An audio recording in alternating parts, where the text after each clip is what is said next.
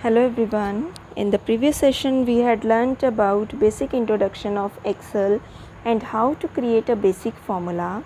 Today we are going to learn about various functions in Excel and how to use range in formula. This is our session 2 of functions in Excel. First of all, let's get started with some basic introduction to functions.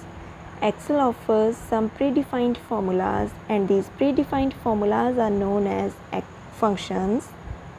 It offers a wide variety of functions such as math and trigonometric functions, statistical functions. Let's learn about cell range. What is a cell range in formula? अगर हमने function use करना है Excel में तो function के साथ हमें एक रेंज स्पेसिफाई करनी पड़ती है और वो सेल रेंज क्या होता है हम देख लेते हैं. Cell range is a collection of selected cells within row or column and it is separated by colon symbol. Colon means ratio symbol. You can see the table of incentive percentage and the months from January to June and their respective sales and expenses. अगर हमने यहाँ पे sales का total करना है या फिर उनका प्रोडक्ट मल्टीप्लिकेशन करना है तो हम यहाँ पे अगर फंक्शन यूज़ करेंगे तो लास्ट सेशन में जैसे हमने बेसिक फार्मूला सीखा था कि हम हर एक वैल्यू का सेल एड्रेस लगाएंगे और साथ में एडिशन ऑपरेटर यूज़ करते जाएंगे प्लस साइन के साथ. लेकिन अगर हम फंक्शन यूज़ करना चाहते हैं तो फंक्शन में हमें सिर्फ दो वैल्यूज़ ही डिफ़ाइन करनी पड़ती हैं. वो दो वैल्यूज़ एक फ़र्स्ट सेल एड्रेस होता है और एक लास्ट वैल्यू का सेल एड्रेस होता है. तो यहाँ पे अगर हमने सारी की सारी cells means from 1000 to last value to 2000 ये रेंज हमने डिफ़ाइन करनी है. तो 1000 का सेल एड्रेस क्या है यहाँ पे B4 and last value cell address is B9. तो B4 से लेके B9 तक हमने रेंज डिफ़ाइन करनी है. तो रेंज क्या हो गई B4 रेशो B9. हम सिर्फ यहाँ पे फर्स्ट सेल एड्रेस और लास्ट सेल एड्रेस ही डिफ़ाइन करेंगे और उनको सेपरेट कर देंगे कॉलन सिंबल के साथ. तो इट मीन्स यहाँ पे एक्सेल आपकी B4 से B9 और इसके इन बिटवीन जितनी भी वैल्यूज़ आ रही हैं like B5, B6, B7, B8 ये सारी की सारी वैल्यूज़ भी उस रेंज में इंक्लूड कर लेगा. Before going forward, we should know about the elements of formula in Excel. हाँ जी, these are the various elements of formulas in Excel. We have defined a formula और हमने यहाँ पे इस formula के अंदर function भी define किया हुआ है. तो formula क्या है equal to A2 plus B2 multiply इसको हम product भी बोलते हैं C4 minus sum within brackets हमने रेंज दी हुई है E3 colon E5. E3 colon E5 means यहाँ पे हमारी सारी वैल्यूज़ आएंगी E3 से लेके E5 तक. कौन कौन सी वैल्यूज़ होंगी E3 next value is E4 and next is E5. 3 values होंगी और हमने इनको ब्रैकेट के अंदर कंसिडर किया है डिफ़ाइन किया है और उस ब्रैकेट के बाहर हमने फंक्शन नेम लिखा है. फंक्शन के नेम से ही डिफ़ाइन हो रहा है कि इस फंक्शन का पर्पस क्या है. Sum means to find the total of these 3 values. ऐसे ही हमारे पास वेरियस फंक्शंस हैं एक्सेल में. अगर हमने मल्टीप्लाई करना है तो हम रेंज के बाहर क्या लिखेंगे प्रोडक्ट. फंक्शन नेम हमारा होगा प्रोडक्ट. तो इसी तरह से और भी बहुत सारे फंक्शंस हम इस वीडियो में आगे देखेंगे. हाँ जी, this is the equal to sign and these 3 are the mathematical operators. This is the addition operator, this is the multiplication operator and this one is the subtraction operator and this sum means the function. Sum is the function in this formula. Now let's learn about various functions and how to use ranges in a formula. So our first function is sum function. आप यहाँ पे table देख सकते हो incentive percentage का table है और जनवरी से लेकर जून तक की सारी सेल्स और एक्सपेंसेस और हम इन सेल्स का और एक्सपेंसेस का टोटल करना चाहते हैं. तो हम टोटल कैसे करेंगे फंक्शन यूज़ करके.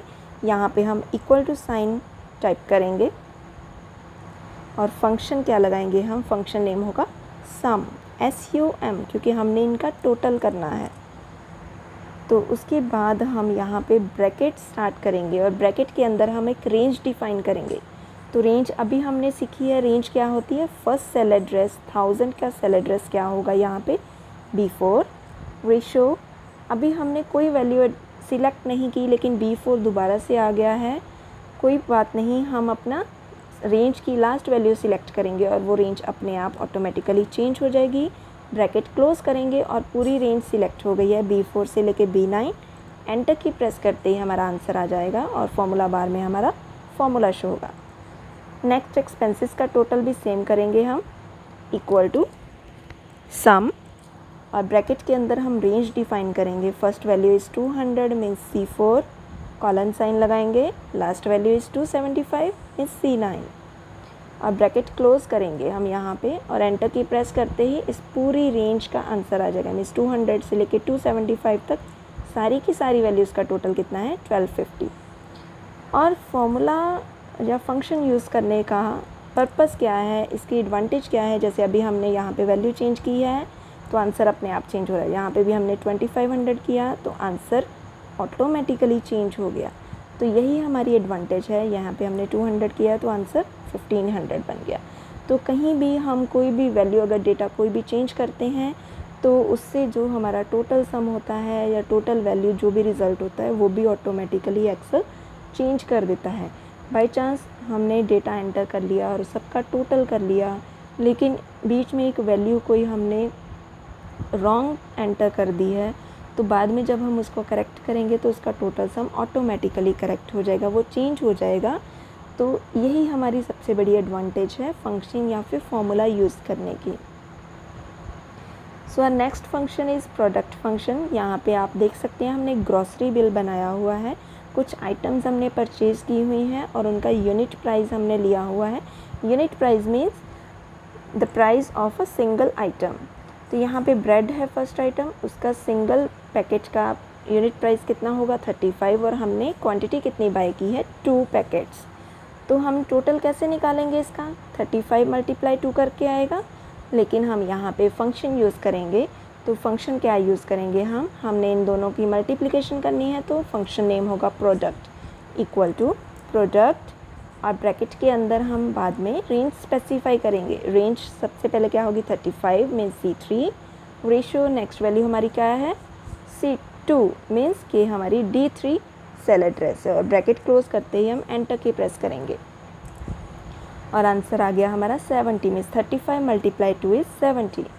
नेक्स्ट भी हम सेम ऐसे ही करेंगे, इक्वल टू प्रोडक्ट और ब्रैकेट के अंदर रेंज स्पेसिफाई करेंगे means C4 ratio D4, next address हमारा होगा D4 और ब्रैकेट क्लोज करते ही हम अब बाकी की सारी वैल्यूज़ सेम, जब फॉर्मूला लगाना है तो हम इनको ऑटो फिल कर सकते हैं। आप देख सकते हैं कि कॉर्नर में जब हम कर्सर को लेके जा रहे हैं तो ब्लैक क्रॉस बन रहा है, उसको हम यहाँ पे क्लिक करके रखेंगे और माउस बटन रिलीज़ नहीं करेंगे, उसको क्लिक करके होल्ड करके रखेंगे और हम अपने बॉक्स को ड्रैग कर लेंगे। ऐसे ही हम देख सकते हैं कि यहाँ पे सारी वैल्यूज़ का प्रोडक्ट हमारे पास बिल्कुल करेक्ट आंसर आ गया है।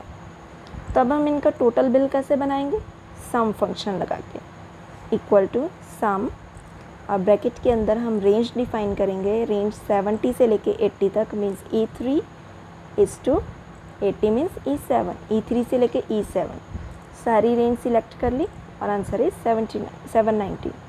फॉर एग्ज़ाम्पल हम यहाँ पे इसकी क्वांटिटी चेंज करें, हमने 1 की बजाय 3 पैकेट्स ले लिए हैं, तो आप उसका टोटल अमाउंट और ग्रैंड टोटल बिल का भी चेंज हो गया है ऑटोमेटिकली, आप देख सकते हैं।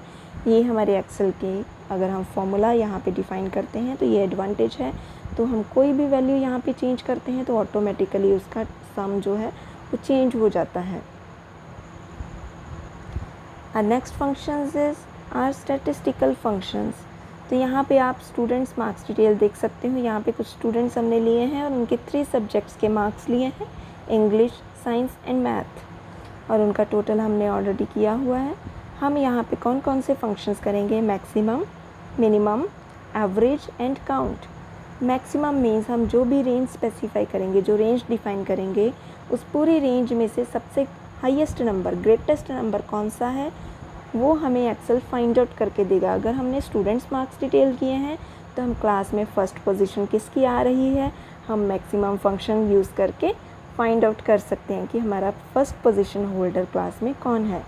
मिनिमम फंक्शन हमें स्मॉलेस्ट वैल्यू बताएगा उस रेंज की, और एवरेज से हम एवरेज क्या होती है, टोटल जितना भी हमारा सम आता है, जितने सब्जेक्ट्स का, यहाँ पे 3 सब्जेक्ट्स हैं तो 3 सब्जेक्ट्स का टोटल कितना आएगा, जो भी टोटल है उसको 3 से डिवाइड करके एवरेज फाइंड कर देंगे। तो सबसे पहले हम मैक्सिमम फंक्शन देखते हैं।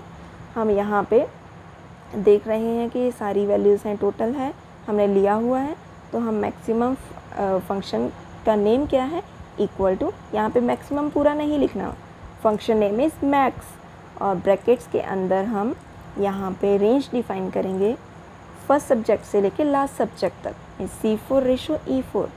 तो यहाँ पे हाईएस्ट नंबर कौन से थे, 61। ऐसे हम नेक्स्ट सुमन की वैल्यूज़ देख लेते हैं, मैक्सिमम हाईएस्ट नंबर्स कितने हैं इसके, हमें पता चल जाएगा अभी, 72। ठीक है, तो ऐसे ही हम मिनिमम स्मॉलेस्ट वैल्यू भी फाइंड कर सकते हैं। तो उसके लिए फंक्शन नेम है min, MIN। हमने पूरा मिनिमम नहीं यूज़ करना है यहाँ पे। यहाँ भी हम रेंज डिफाइन करेंगे C4 कॉलन E4।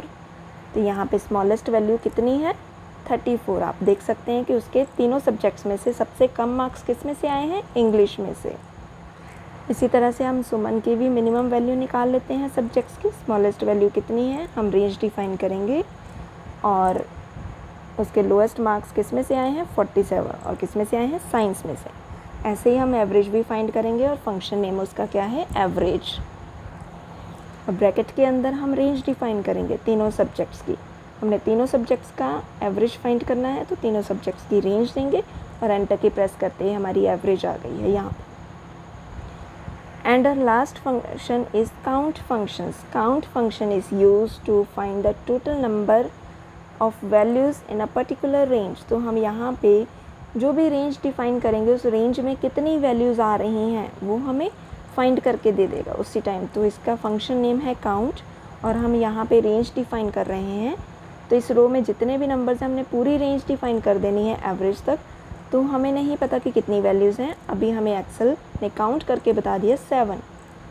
तो आप देख सकते हैं यहाँ पे टोटल कितनी वैल्यूज़ हैं, 7 वैल्यूज़। तो ये हमारे स्टैटिस्टिकल फंक्शंस हैं, इनको हम यूज़ कर सकते हैं बहुत सारी जगह पे।